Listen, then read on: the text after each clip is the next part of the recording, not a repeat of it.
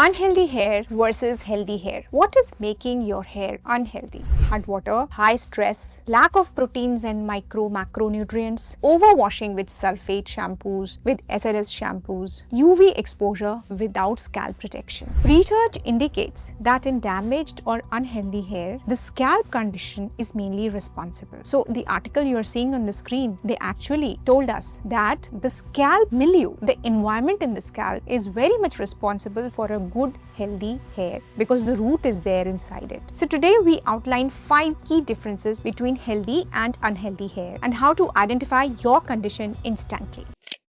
Now, 4 clinical dimensions to identify whether you have healthy or unhealthy hair. The first one is regarding the shaft. So regarding the shaft, one is shaft integrity and the second one is the shininess of the shaft. So whether you have a good tensile strength shaft and whether you have shiny or dull shaft. Number 2 is follicular health, whether your root of the follicle is producing a good healthy hair or whether it is producing a softer hair which is of less thickness and downy in nature, or in other words, miniaturized hair. Number 3 is scalp environment, as I told you just now, whether it is clean, healthy and inflammation free. And number 4 is growth cycle, whether you are having full cycle of hair cycle like the anagen phase, catagen phase, telogen phase, exogen phase, or it is stuck in one of the cycles. Comment down below whether your hair feels smooth or rough. Hi, my name is Dr. Preeti Saraswat. I'm an American board certified hair transplant surgeon working at Saraswat Hospital Agra for more than a decade. Coming on to the detail of differences between healthy and unhealthy hair. Now, difference number 1, elasticity, stretch versus snap. Unhealthy hair immediately snaps under tensions because it is brittle in nature. Why it matters? Because elasticity is provided to the hair shaft by the cortex, which is made up of mainly keratin, and this being one of the elastin proteins, it provides a good tensile strength. When the cortex layer or keratin is depleted, how? By means of heat treatments, by chemical damage, by UV rays damage, then the hair shaft becomes brittle. It could be due to nutritional deficiencies also. Coming to difference number 2, natural shine versus dullness of the shaft. Now we all know that every hair has its own oil gland which supplies oil to it and it becomes shiny and smooth. Also the cuticle or the outermost layer of the shaft, if it is closed, the hair looks shiny. This is exactly what a conditioner does. Because it reflects the light smoothly, the shaft becomes bright and shiny. Now, what lifts the cuticle so that the hair becomes dull? It could be hard water, it could be UV rays damage, harsh sulfate and SLS shampoos, heat styling and so on. Difference number 3, balanced scalp versus itchy scalp, scaly scalp, or oily within hours of washing, itchy within hours of washing, red, inflamed. All these are signs of unhealthy scalp, and in this dandruff or the fungus which is involved with dandruff, which is malassezia, plays a very important role. Difference number 4 is shedding versus uniform hair loss. So if you have a uniform hair loss of a few strands every day, it is absolutely normal. The problem is when you start having loss of hair from particular areas like the temples, the crown, or excessive shedding in the entire scalp. Difference number 5 is in growth rate and hair growth consistency. So 1 to 1.5 centimeter per month is a normal growth rate of hair. If it is growing less, then there is some problem. Why? Because then you may be facing some nutritional deficiency or any other problem and you need to see your doctor. Also, when the hair, instead of being of full diameter, it is coming out much thinner or miniaturized, you need to be concerned about it. Share this video with somebody whom you think they need to know the difference between healthy and unhealthy hair and scalp. On the left, there is a link regarding how this patient regains his hair after a hair transplant. And on the right, you may click on 5 signs of hair loss.